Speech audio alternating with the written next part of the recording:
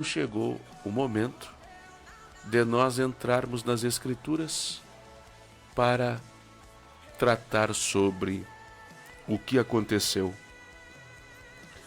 há quase 2000 anos atrás.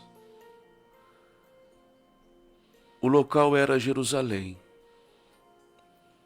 a terra dos profetas que foram rejeitados, apedrejados e mortos. O cenário era a terra chamada Santa. Foi naquele contexto de quase 2000 anos atrás, quase 30 anos de idade, ou cerca de 30 anos de idade, surge um homem. Se é que nós podemos chamá-lo assim. Ele era dito como um homem admirável. Alguns escritos na história, como os de Flávio Josefo, afirmam que Jesus era um homem que não teve outro como ele. Suas palavras, seus ensinos, seu olhar carregado de compaixão, perdão, misericórdia, mas também verdade e justiça.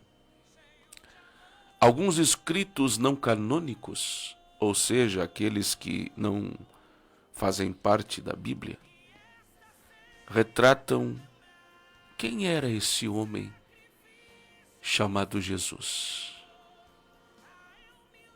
Como ele era, seus traços. Bem, se nós pegarmos um judeu de quase 2000 anos atrás, a maioria dos judeus, sua pele era uma pele morena, clara. No caso de Jesus, sua pele era queimada por causa do sol, até porque Jesus trabalhava na carpintaria. Provavelmente os cabelos de Jesus fossem ondeados, cabelos que poderiam ser castanhos escuros, que batiam nos seus ombros,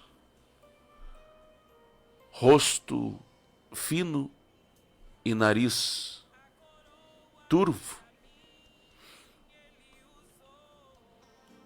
olhos que eram penetrantes. Certamente a cor dos olhos de Jesus, irmã Jéssica, não era aquela que é remontada no cinema. Foi apresentado um Jesus com características europeias, mas esse não é o verdadeiro Jesus. Se nós pegarmos a anatomia e a parte estética de um verdadeiro judeu de 2000 anos atrás, possivelmente os olhos de Jesus fossem olhos castanhos ou uma cor de mel. Esse era a cor da maioria dos olhos de um homem judeu. A barba de Jesus era uma barba grande, porque a barba tinha uma conotação tanto de virilidade, como também de uma identidade para o homem judeu. O homem judeu via na barba a característica como se de Deus o abençoando através daquela barba. Mas alguém pode perguntar, irmão Jean, me fale um pouco mais sobre esse Jesus que nós somente podemos imaginar. Um judeu de quase 2000 anos atrás, a sua altura era de cerca de 1,80 m. Essa era a altura ideal de um judeu de quase 2000 anos atrás. Possivelmente Jesus tivesse entre 78 a 83 quilos. Isto significa que o corpo de Jesus era um corpo atlético. Ele era um homem que trabalhava com madeira, mas o carpinteiro, irmã Jéssica, na época de Jesus, ele não trabalhava somente com madeira. O carpinteiro, na época de Jesus, também era espécie de um pedreiro. Então ele também entendia de construção civil. Então Jesus tinha braços fortes, um tórax definido, uma boa saúde.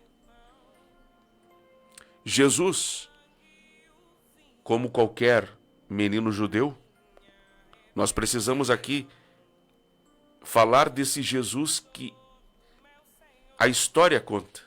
Se a Bíblia fosse falar todos os pormenores, não daria conta de colocar tantas informações. O importante é o que a Bíblia fala, é que ele existiu e ele viveu. Mas existem algumas informações que servem de ajuda arqueológica, de ajuda contextual e histórica para nós tentarmos aqui imaginar como era o Senhor Jesus. Então, há quase 2000 anos atrás, o menino judeu ele ia para uma escola de uma sinagoga. E dentro dessa escola, que ficava à parte na sinagoga, era onde o menino judeu com 5 anos de idade, ele começava então ali a aprender sobre a Torá. Nós chamamos a Torá da lei, mas na verdade para os judeus a Torá é considerado o livro da instrução, porque ela não trata somente de lei, mas ela trata de instrução para a vida. E a lei, a Torá, como instrução, foi dada pelo próprio Deus, então ela é divinamente inspirada. Deus entregou para Moisés e Moisés, ele ensinou ao povo aquilo que recebeu do próprio Deus. E era exatamente essa Torá, a instrução de Deus, que o menino judeu com cerca de 5 anos aprendia dentro da escola, que ficava ali, junto à sinagoga.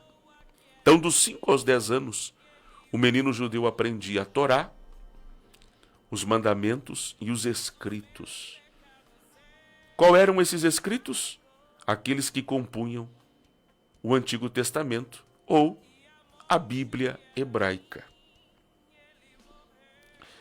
Então, dos 5 aos 10 anos, estas crianças mergulhavam literalmente no conhecimento de Deus.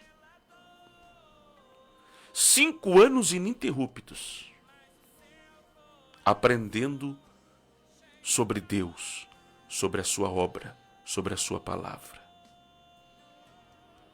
Quando chegava nos 10 anos de idade, irmã Jéssica, tinha agora uma outra definição para um menino judeu de quase 2000 anos atrás. Qual? Agora era o momento desse menino aprender o ofício do seu pai. Aí é que entra o Senhor Jesus. Porque o Senhor Jesus, ele aprende a carpintaria com 10 anos de idade. Alguém vai dizer, mas irmão Jean, não está na Bíblia. Sim, irmãos, não está na Bíblia que Jesus começou com 10 anos. Mas o que eu estou dizendo para você, que o contexto histórico aponta que um menino judeu, há quase 2000 anos atrás, ele aprendia de forma costumeira em Israel o ofício do seu pai. E era com 10 anos. É nesse contexto aqui, irmã Jéssica, que entra a figura do José, o pai terreno de Jesus, que era carpinteiro. Ele começa a ensinar os ofícios da carpintaria quando Jesus tem 10 anos, como qualquer menino judeu. Jesus aprende toda a arte da carpintaria, toda a arte de construção civil, porque o carpinteiro, ele era a espécie de um pedreiro, praticamente um mestre de obras nos dias de hoje. Não era somente alguém que tratava com madeira. Era muito mais amplo a carpintaria de quase 2000 anos atrás lá em Israel. E o que diz mais o contexto histórico? Que dos 10 aos 30 anos, Jesus foi carpinteiro. E por que dos 10 aos 30 anos? Veja bem, porque com 10 anos ele começa a aprender os ofícios, que é a profissão do pai. Com 13 anos ele vai passar pelo procedimento de se tornar um homem considerado responsável para a sinagoga local. Aí ele vai passar pela cerimônia que é chamado, em hebraico, de Bar Mitzvah.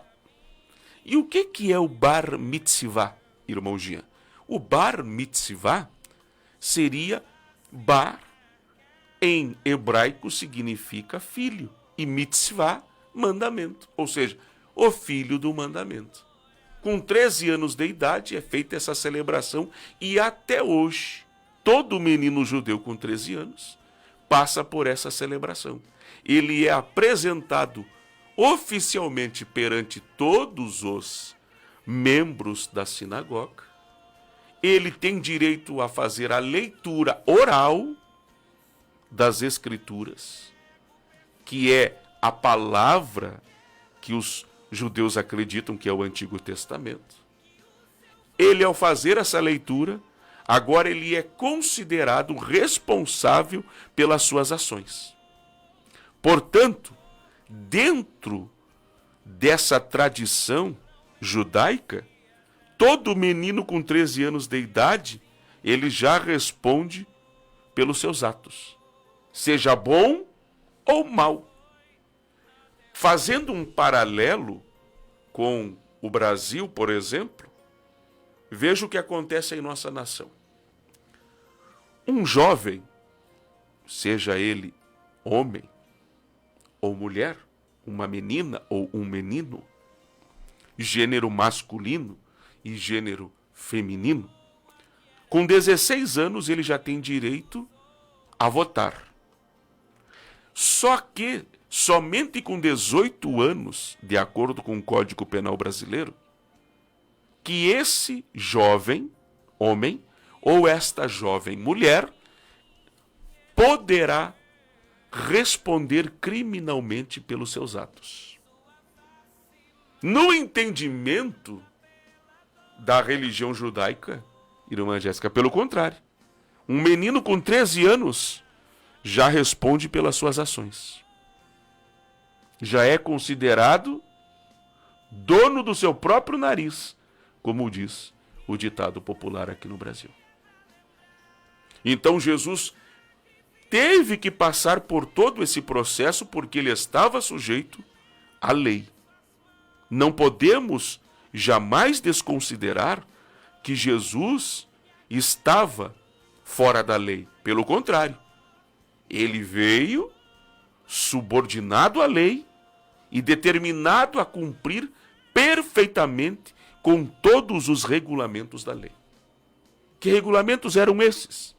Nós tínhamos os 10 mandamentos, que os hebreus e judeus chamam as 10 palavras, que é chamado dentro da teologia cristã como o Decálogo, que nós chamamos, tecnicamente, os 10 mandamentos, que nós encontramos no livro de Êxodo, capítulo de número 20. Ali nós temos os 10 mandamentos. O primeiro código de leis que existiu foi Deus que estabeleceu. E é baseado nos 10 mandamentos de Deus que estão escritos no livro de Êxodo, capítulo de número 20, que, por exemplo, todos os tribunais de justiça da terra se baseiam para que suas leis possam ser promulgadas. Então veja a capacidade que a palavra de Deus fornece para todas as civilizações que já existiram e existem. A Bíblia, ela é fantástica. Ela é completa, porque ela trata de todos os assuntos, de leis. Ela trata sobre saúde, alimentação. Ela fala sobre natureza, relações humanas. A Bíblia é completa em todos os assuntos que envolvem o ser humano. E sempre no sentido buscando trazer aperfeiçoamento. Isso é um dos traços do próprio Deus, revelado nas Escrituras.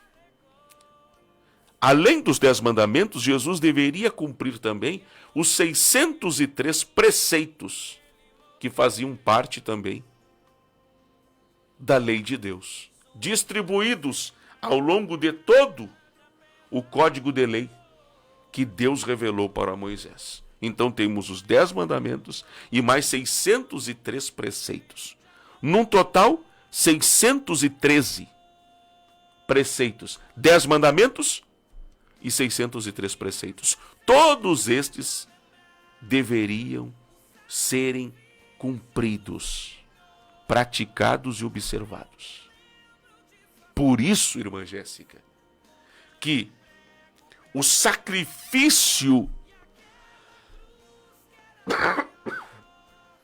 ele teria que ser perfeito. Somente um homem que tivesse tal capacidade para cumprir os 10 mandamentos e também os 603 preceitos é que teria direito para oferecer a sua própria vida em substituição na cruz. Porque o sacrifício de Jesus era exatamente o que apontava os sacrifícios que aconteciam tanto no tabernáculo como no templo. Então veja a severidade e as exigências que a própria lei determinava. Então, com 13 anos, Jesus é apresentado dentro da sinagoga e passa pela iniciação do Bar Mitzvah. E por que com 30 anos, diz agora o Novo Testamento, que Jesus aparece com o seu ministério público?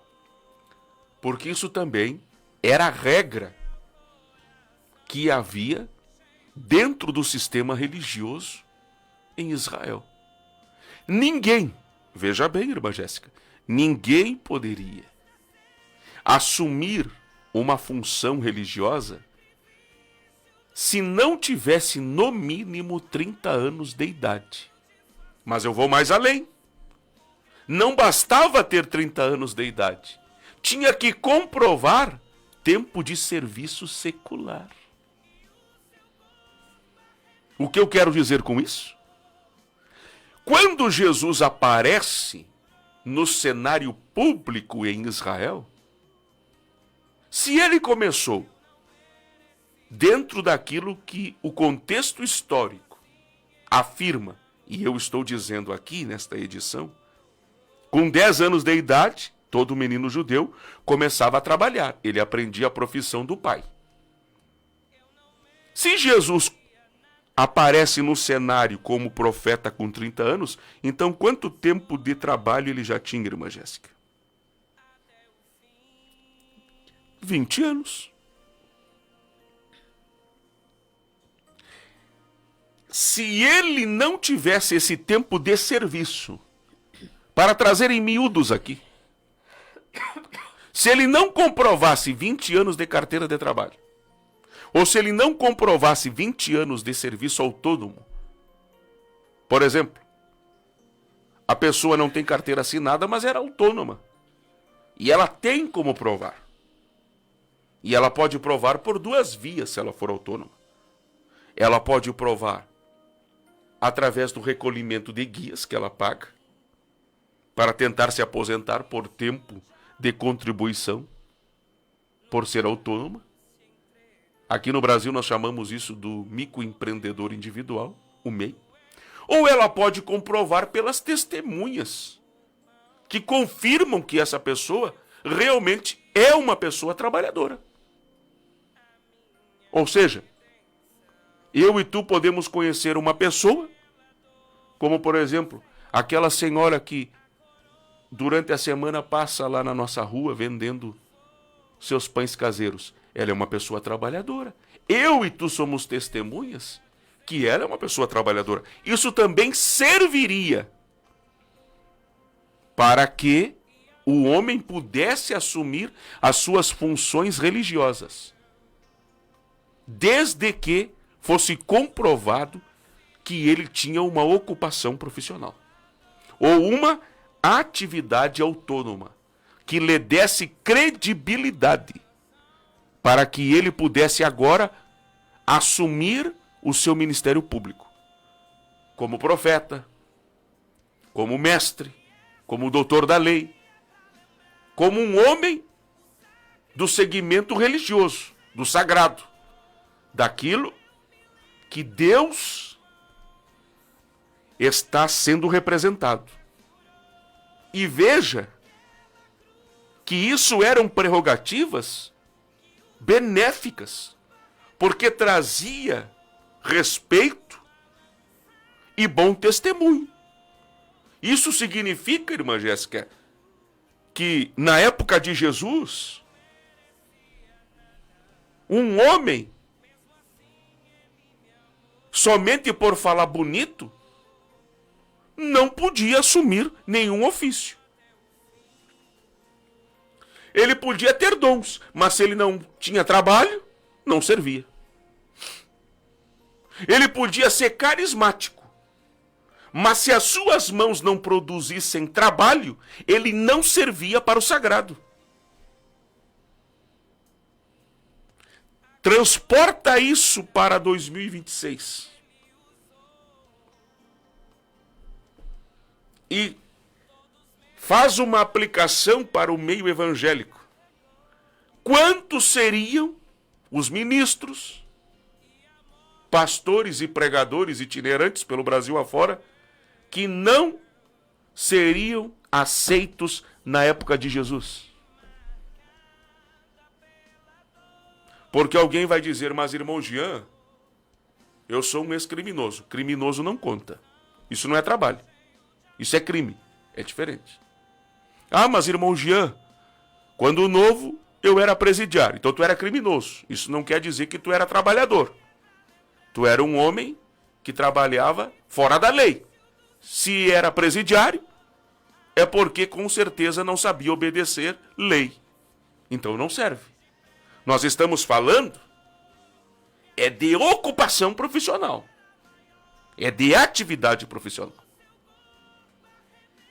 E quando tu começa a pensar sobre isso, irmã Jéssica, aí tu começa a notar a gravidade dos dias de hoje.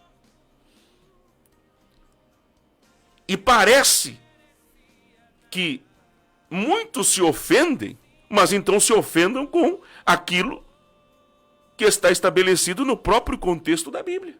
Esse é o contexto histórico. E Jesus teria que cumprir tudo isso. Jesus não poderia aparecer com 30 anos pregando em Jerusalém se antes ele não fosse carpinteiro. Mas se ele não fosse carpinteiro, ele tinha que provar então que ele tinha alguma profissão. Alguma coisa ele tinha que provar. Então veja que Jesus dá o exemplo. Não basta ter o dom. Vocação sem currículo profissional de um trabalhador, irmã Jéssica, faz parte do processo. Só que como que hoje tu vê isso? Só para botar uma vírgula aqui. Esse processo que eu sou a favor, que nós estamos aqui conversando, ele não é praticado por boa parte de ministros do Evangelho. Então hoje, se tu perguntar, a pessoa até se constrange. Trabalhou aonde? Qual foi a tua ocupação? Como que, por exemplo, um ministro vai falar de trabalho se ele nunca trabalhou? Como que um pregador vai dar um conselho para um jovem que está buscando uma oportunidade de trabalho, se esse pregador nunca trabalhou na vida, irmã Jéssica? Então Deus, quando chama um homem, ele chama esse homem com todas as prerrogativas que esse homem, de fato, é um homem que o próprio Deus preparou. Porque Deus não chama preguiçoso. Ah, mas a Bíblia não diz isso. A Bíblia não diz. Mas me prove na Bíblia se Deus algum dia chamou desocupado. Nenhum. Desde Adão até Apocalipse, todos os homens ali tiveram alguma atividade atribuída a eles. E quando tu vê esse paralelo, tu começa então a notar que tem muita coisa errada acontecendo no meio cristão brasileiro. Então Jesus aparece com 30 anos porque ele tinha essas prerrogativas. Em outras palavras, irmã Jéssica, ele podia dizer, batendo no peito: eu posso abrir a minha boca em público, eu posso começar o meu ministério, porque eu já cumpri com todas as prerrogativas que a vida religiosa me obrigava. Comecei trabalhando com 10 anos de idade lá na carpintaria do meu pai. Com 10 anos aprendi a trabalhar, a ter responsabilidade. Aprendi o que significa a palavra não. Com 10 anos, aprendi o que é levantar cedo, o que é cumprir horário. Isso, irmã Jéssica, um menino de 10 anos em Israel aprendia. Tem barbado dentro da igreja que diz que é pregador, diz que é ministro, diz que é profeta, diz que é tudo. Mas até hoje não sabe o que é cumprir com esses deveres que um menino judeu de quase 2000 anos atrás aprendia com apenas 10 anos de idade. Olha a diferença do critério. E ainda esse povo quer colocar Deus no meio dessa confusão, no meio dessa bagunça. Deus não está nesse meio. Se Deus estiver no meio, irmã Jéssica, a coisa é muito mais estreita do que se imagina. Então Jesus tinha as prerrogativas. Ele não começou do nada com 30 anos. É porque todos sabiam. Não, ele tem as garantias, então ele pode começar o ministério. A partir dos 30 anos agora, vai começar o quê? A investigação dos grupos religiosos sobre a vida de Jesus. E aí tu tinha naquele contexto cerca de 24 grupos religiosos. Os principais deles eram os fariseus, os escribas, os saduceus e os essênios. Os fariseus eram aqueles que mais se destacavam. Eram aqueles que observavam a lei de Moisés. A palavra fariseu, na sua raiz, significa separados. Então, eles eram tão voltados a se separar de tudo e de todos, que acabavam pecando na hipocrisia, que era exatamente isso que Jesus condenava os fariseus. E, na maior parte do tempo, Jesus chamava-os de hipócritas. Porque o que eles pregavam, eles não viviam.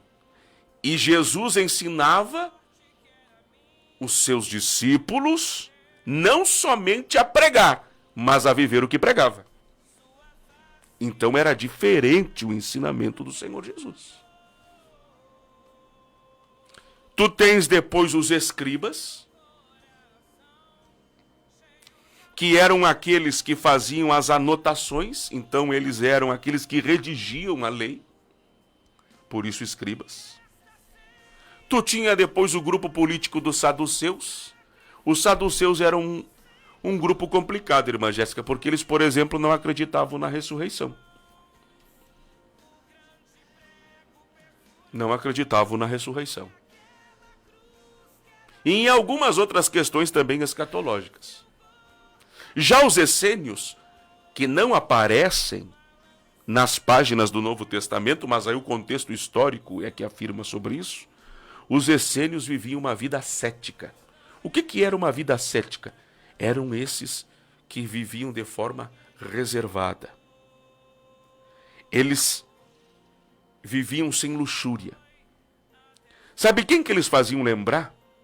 Por exemplo, eles faziam lembrar a ordem dos caputinos que havia da Igreja Católica lá nos séculos 13 e 14 e dos franciscanos.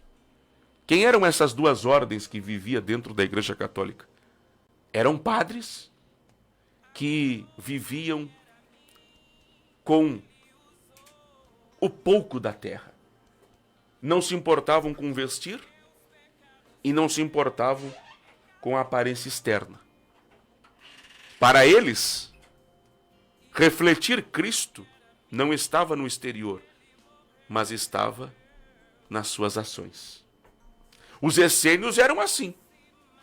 Os essênios eram um grupo religioso que entendia que a luxúria não podia fazer parte da vida deles. E que eles deveriam viver como a maior parte do povo. E a maior parte do povo em Israel era pobre, não era rico. Pobre no sentido de que não tinham aquela vida luxuosa.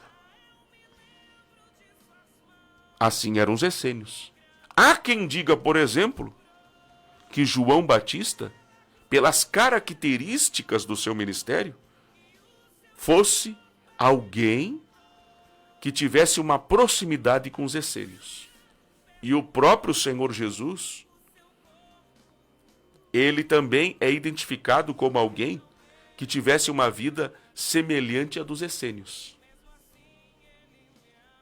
Mas não estou dizendo que João Batista e o Senhor Jesus fossem do grupo dos essênios. Mas os essênios, eles tinham uma vida muito mais pura do que os fariseus, os escribas e os saduceus.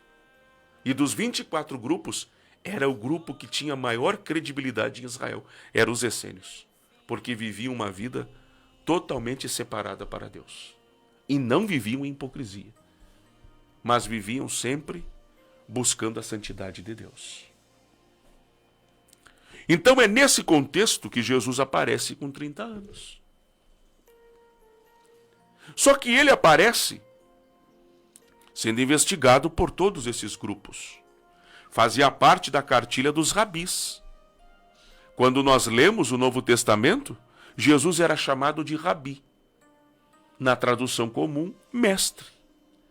Mas para ser um mestre, tu deveria levantar discípulos. E aí, tu tinha na época de Jesus 3 escolas rabínicas de mestres que formavam discípulos. Quais eram essas 3 escolas? Tu tinha a escola de Hillel, ou Hillel. E quem era? Hillel, ou Hilel, ou Hilel, depende como se fala, era o avô de Gamaliel. Quem era o Gamaliel? Aquele que o próprio apóstolo Paulo diz que aprendeu aos seus pés. E é o próprio Gamaliel depois, que quando acontece lá em Atos dos Apóstolos, aquela ascensão de Pedro e João, fazendo operação de maravilhas, e o que ele diz? Se é de Deus, vai prosperar. Se não é, o próprio Deus vai dar jeito para terminar isso aí. Então, nós tínhamos a escola de Hillel. Era uma escola mais flexível, menos radical, que formava mestres e alunos. Só que tu tinha uma segunda escola rabínica, na época de Jesus, chamada a escola Shammá, ou Shammai. Essa escola era mais rigorosa e ortodoxa. Diferentemente da escola rabínica de Hillel, a escola de Shammá era uma escola, irmã Jéssica, mais legalista. E essa escola era mais rígida, menos flexível. E tu tinha, por último, uma terceira escola. Era a escola dos tanaístas, que ficava na Judeia. Era uma terceira escola rabínica. Só que agora tu tens problema. Porque Jesus não é da escola de Hillel, Jesus não é da escola de Shammá, e Jesus não é da escola dos tanaístas. Mas ele é um rabi. Ele é identificado como rabi. E o que Jesus começa a falar é mais profundo do que Hillel, Shammá e os tanaístas ensinavam.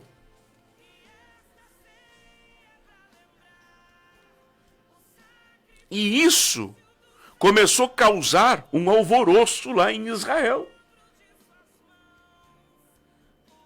Só que de forma natural, o Senhor Jesus começa a levantar discípulos para a sua escola. Agora tu tens uma nova escola se erguendo. O mestre dessa escola é carpinteiro. E olha o tipo de alunos que ele vai buscar, irmã Jéssica. Porque Hillel só buscava os melhores em Israel. Só era aceito para ser aluno da escola rabínica de Hillel, de Shammá ou dos tanaístas, aqueles que tivessem o saber de Deus intelectual, inteligência, sabedoria e, no mínimo, uma boa atividade profissional, que já servia como cartão de visita. Aí Jesus já vai na contramão da tendência das escolas rabínicas. O que Jesus vai fazer? Jesus vai na orla do rio e vai chamar pescadores, irmã Jéssica, das profissões mais humildes que havia. E até hoje é assim. Jesus começa a chamar discípulos na orla do rio. Ele vê em homens que carregam redes em suas mãos um potencial de discípulo. Nunca que Hillel, Shammá e os tanaístas veriam em pescadores homens com potencial para se tornarem alunos dessas escolas. Mas Jesus viu. Na coletaria, ele busca Mateus.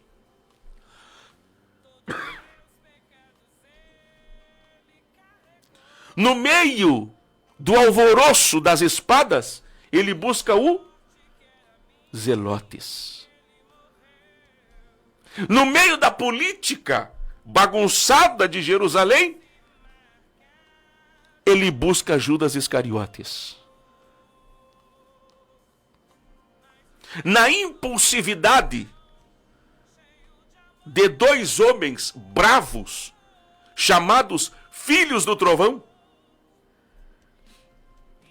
que é João, André e João, Jesus vai lá e chama estes dois para serem discípulos. E assim Jesus começa a recrutar, irmã Jéssica, os seus discípulos e monta a sua escola. Imagina a cena. Alunos de Hilel olhando para os alunos de Jesus. Alunos de Shammá, irmã Jéssica, olhando para os alunos de Jesus. Lá da Judéia chega a notícia. Os tanaístas descem a Jerusalém e vão olhar ali pelas redondezas de Cafarnaum, pela Galileia e por Nazaré, os alunos de Jesus. Não sou eu quem digo. É a Bíblia. Atos dos Apóstolos, por exemplo, afirma que Pedro e João eram homens iletrados e indoutos. Sabe o que isso significa? Só tem duas possibilidades ali. Ou não sabiam ler e escrever, então eram analfabetos, ou tinham pouca instrução acerca do ler e do escrever.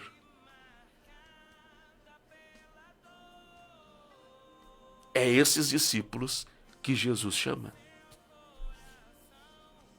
O Mateus é envolvido na corrupção romana.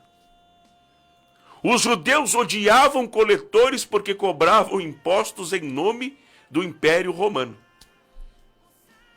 Aí Jesus chama exatamente um inimigo dos judeus para ser um dos seus discípulos. Inimigo do povo. Sim, inimigo do povo.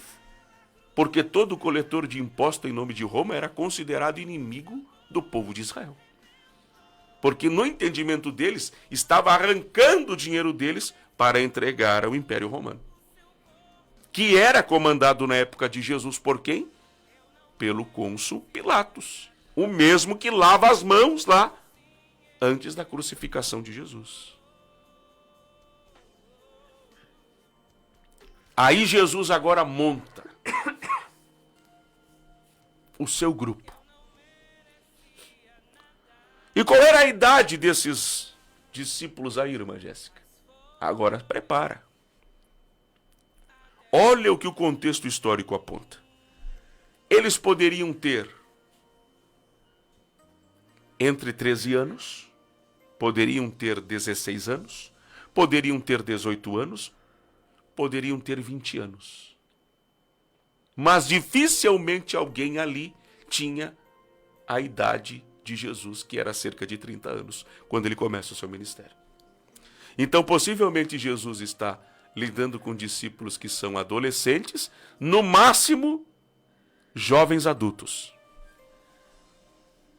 É uma turma de guri que Jesus chama, pastor Leonardo. Uma turma de guri. Com pouca sabedoria, pouca instrução, pouca escolaridade. É estes que Jesus está separando. Só que qual a diferença de Jesus para os mestres da escola rabínica de Hillel, da escola rabínica de Shammá e para a escola rabínica dos tanaístas? É que Jesus não ficava dentro de uma sinagoga ou dentro de uma peça. Jesus não ficava apenas com um pergaminho na mão. Como se fosse um professor colocando como se fosse um lápis atrás da orelha. ou escrevendo alguma coisa numa tábua.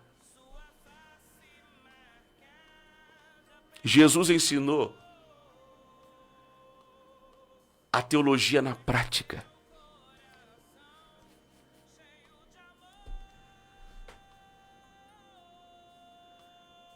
Não apenas escrevendo ou anotando, mas vivendo o dia a dia aquele ofício. Aí Jesus começa a ensinar a eles o que é ser um discípulo. Porque Jesus chama eles como discípulos, mas está treinando eles para serem apóstolos. Aí Jesus começa a missão. É Jesus entrando no casamento e a gurizada junto com ele. E parece que eu estou vendo já problemas ali, né? Jesus entrando na festa e o anfitrião, e aí Jesus? É eu e mais doce. E já vou avisar. E tão louco de fome. E comem que eu vou dizer. Aí Jesus sai do casamento. E o primeiro milagre acontece no Evangelho de João, capítulo 2, em Caná da Galileia, que ali acontece as bodas de Caná da Galileia, quando acontece o milagre da multiplicação do vinho, naquelas talhas. Eram 6 talhas. E diz a história que cada talha podia conter entre 80 a 120 litros. Alguém pega aquele vinho que Jesus transformou de água em vinho, mas como pode? Geralmente o melhor é dado pelo início, mas guardaram o melhor para o último. É Jesus ensinando. Os discípulos estão vendo Jesus curando enfermos. Mas não apenas curando enfermos. Jesus está ensinando como tratar o ser humano. E tu vai ver o gentleman, o cavalheiro Jesus em ação, em várias páginas dos evangelhos. Porque na maioria das vezes, irmã Jéssica, a multidão não queria que Jesus fosse embora. E tu vais notar em algumas oportunidades os discípulos prontos a ir embora. Como quem diz, tá, Jesus, acabou. O Senhor já pregou, o Senhor já orou, o Senhor já curou, já libertou, vamos embora. O que Jesus fazia? Dava atenção a todos, irmã Jéssica. Todos tinham uma atenção de Jesus. Ninguém ia embora sem antes Jesus dizer algo. Um gesto, uma palavra saía de Jesus. Ninguém ia embora. Jesus estava ensinando aqueles discípulos que o mais importante não era a cura, mas manter a relação com estas pessoas no sentido respeitoso, de compreender que se elas foram até Jesus, irmã Jéssica, é porque elas estão carentes do quê? Do amor, do cuidado. Jesus estava ensinando aos discípulos tantas coisas, tantos valores. As coisas começam a crescer há quase 2000 anos atrás. Notícias que mortos são ressuscitados, surdos, cegos, mudos, são curados, paralíticos começam a andar. Relatos que lá em Betânia, depois de 4 dias, um morto sai para fora de uma tumba.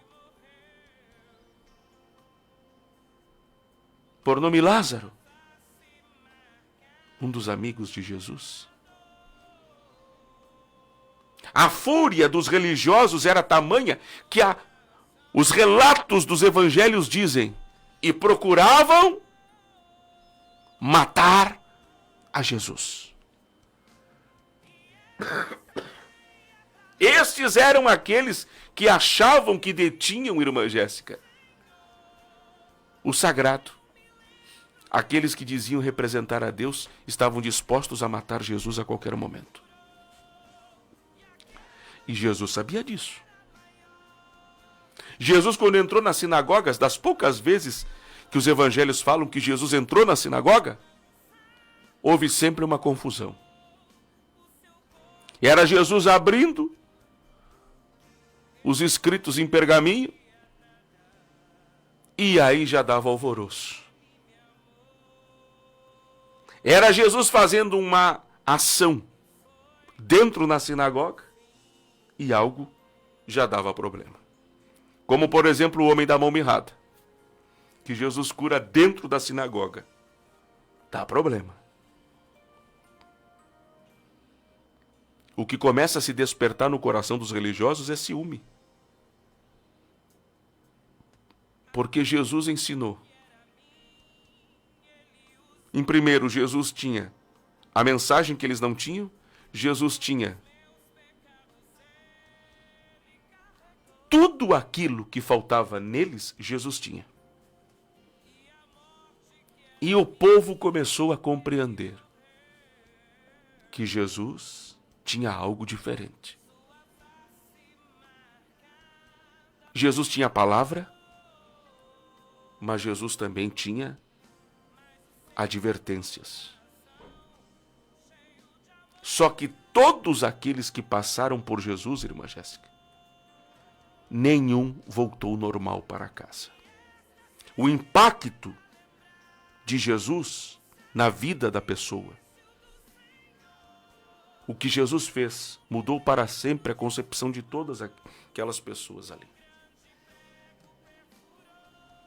O que sobra para o sistema? Conspiração e morte. É hora de matar esse homem.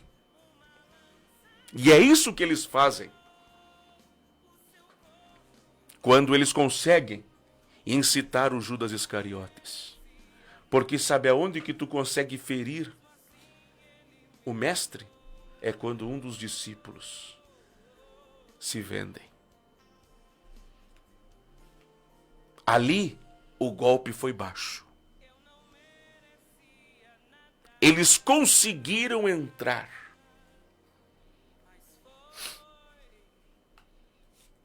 no grupo dos 12. E conseguiram trazer para eles um discípulo de Jesus. E é esse discípulo que vende Jesus por 30 moedas de prata, que vai dizer o local onde Jesus vai ficar e vai dar o sinal da traição. E o sinal é esse, o beijo no rosto. E por que o beijo no rosto? Quando Judas Iscariotes, com os soldados do Sinédrio, entram para prender Jesus dentro do Getsemane, irmã Jéssica. Aqui é algo interessante. Fosse nos dias de hoje, quando tu olha para alguns púlpitos brasileiros, para alguns púlpitos aqui de Uruguaiano, tu consegue identificar de longe quem é pastor. Mas não porque ele tem rosto de pastor, por causa do relógio caro que ele tem, do terno caro que ele usa.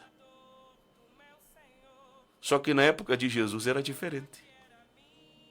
O mestre, ele andava igual os discípulos e os discípulos andavam igual o mestre.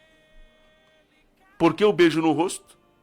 Porque a roupa de Jesus era igual a dos discípulos. A barba era igual e o cabelo era igual. Como descobrir quem é Jesus? Só dando um beijo no rosto. Não tinha nada externo que fosse identificar Jesus como diferente.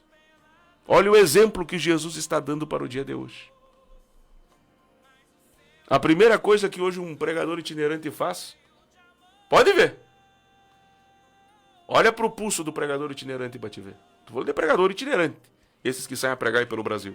A primeira coisa é botar um Rolex. Parece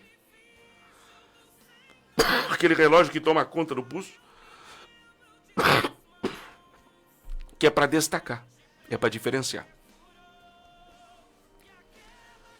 Totalmente diferente de Jesus. Aí o que nós temos então? A venda por 30 moedas, Jesus preso e 6 julgamentos que vão acontecer, irmã Jéssica. Porque Jesus sai de lá do Getsemane preso. Antes tu tem ali o soldado Malco, como ficou conhecido na história, que tem a orelha arrancada pela espada do Pedro. Jesus faz um grande milagre, restaura a orelha do Malco. E a história vai dizer que depois esse homem chamado Malco se transforma numa testemunha de Jesus. Aí Jesus enfrenta 6 julgamentos, que foram divididos em 2 etapas principais. Um julgamento religioso perante os líderes judeus e um julgamento político perante as autoridades romanas, totalizando 6 fases principais. Aí tu tem os julgamentos religiosos, aqueles que ele enfrentou pelos líderes judeus. Primeiro, Anás, é o primeiro interrogatório. Jesus foi levado a Anás, que era o ex-sumo sacerdote e sogro de Caifás, que nós encontramos no Evangelho de João, capítulo 18, versículos 12 e 14. E depois, nós temos Caifás e o Sinédrio, julgamento noturno. Jesus foi interrogado por Caifás e outros líderes religiosos, onde buscaram falsas testemunhas. Jesus confirmou ser o Filho de Deus. Nós encontramos essa verdade no Evangelho de Mateus, capítulo 26, versículos 57 ao 68. Depois nós temos o Sinédrio, confirmação pela manhã cedo, o encontro formal do Sinédrio ao amanhecer, para legalizar a sentença de morte, já que o julgamento noturno era ilegal.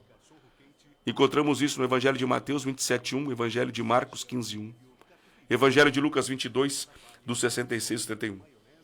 E os últimos 3 julgamentos, que é o político, autoridades romanas. Pôncio Pilatos julga Jesus. Jesus foi acusado de sedição, de impedir o pagamento de impostos e se declara rei. Pilatos não encontrou culpa nele. Evangelho de Mateus 27:2 e Marcos 15, versículos 2 a 5. Depois Herodes Antipas. Pilatos enviou Jesus a Herodes, que governava a Galiléia, que desejava ver Jesus realizar um milagre. Jesus permaneceu em silêncio. Nós encontramos isso no Evangelho de Lucas 23, dos versículos 5 a 12. E depois nós temos novamente Pôncio Pilatos julgando Jesus e sentenciando. Herodes devolveu Jesus a Pilatos. Após a pressão da multidão e dos líderes religiosos, Pilatos condenou Jesus à crucificação. Nós encontramos isso no Evangelho de Mateus, capítulo 27, versículos 15 a 31. E quais são as principais acusações para nós terminar? Jesus foi acusado de blasfêmia pelos judeus, de rebelião contra César. Só que esse julgamento, irmã Jéssica, teve irregularidades, porque ele ocorreu durante a noite, o que era proibido. Usou falsas testemunhas e foi realizado durante o período da Páscoa. Sentença: Pilatos cedeu à pressão e ordenou a crucificação para evitar uma revolta, lavando as mãos em relação ao sangue de Jesus. O que nós queremos deixar bem claro aqui nessa noite, irmã Jéssica, porque depois, no próximo sábado, permitindo Deus, nós vamos tratar daqui desse acontecimento até a cruz e até a ressurreição. É que todo o julgamento que Jesus enfrentou ali, depois da prisão dele no Getsemane, foi totalmente ilegal dentro do direito que havia no próprio Israel. E Jesus foi culpado não tendo crime. E depois nós vamos mostrar às pessoas as consequências desse julgamento. Aí qual foi o crime de Jesus? O crime por ter amado, ensinado o amor, ensinado o perdão, ensinado a misericórdia. por ter curado, por ter feito o evangelho. Simplesmente, irmã Jéssica, porque ele rompeu com o sistema religioso de sua época, que há muito tempo não fazia mais parte da vontade de Deus. E naquele contexto, tu tens Jesus anunciando o evangelho fora do sinédrio e das sinagogas, e tu tens João Batista, o profeta, que também era sumo sacerdote, ensinando a mensagem do arrependimento fora do templo. Então Deus estava pelo lado de fora, mas usando Jesus e também João Batista. Só que Jesus, o próprio Deus encarnado, e João Batista, o profeta que antecedeu a Jesus. Nós estamos terminando esta edição dizendo que neste domingo a mensagem do Evangelho, irmã Jéssica, antes de ressurreição, nós precisamos falar de injustiça, o que fizeram com Jesus, falar do que ele enfrentou, de tudo aquilo que aconteceu com o seu ministério, o motivo pelo qual levaram ele para a cruz. E eu quero dizer a você que eu e você não somos especiais, não somos mimosos. Isso a religião nos ensinou errado. Antes, irmã Jéssica, nós somos maus e somos pecadores. Foi por causa desse motivo que Jesus foi pregado na cruz. Mas a cruz e os pregos não suportaram. Jesus venceu a morte e o inferno, porque no amanhecer de domingo ele ressuscitou. E é essa notícia que esse mundo quer cancelar. É essa notícia que boa parte das igrejas esqueceram de anunciar. Que Jesus ressuscitou e ele vive para todo o sempre. Glória a Deus. Então fique acompanhando aí. No próximo sábado estaremos aqui novamente trazendo a continuação desta mensagem a respeito da crucificação e ressurreição de Jesus Cristo. Fique com as atividades da Rádio Semear. Rádio Semear continua com as suas atividades a partir das 8 horas da manhã. Você é o convidado para estar na 88.1 FM. E se você quiser saber mais sobre Jesus, abra sua Bíblia. Leia os evangelhos de Mateus, Marcos, Lucas e João. E busque saber sobre o Senhor Jesus, a sua mensagem, o seu evangelho. E antes de pregar, vamos viver o que ele ensinou, porque se nós viver o que ele pregou, nós construiremos uma sociedade melhor. Deus abençoe a todos. Fiquem todos na paz do Senhor Jesus Cristo. Está aqui.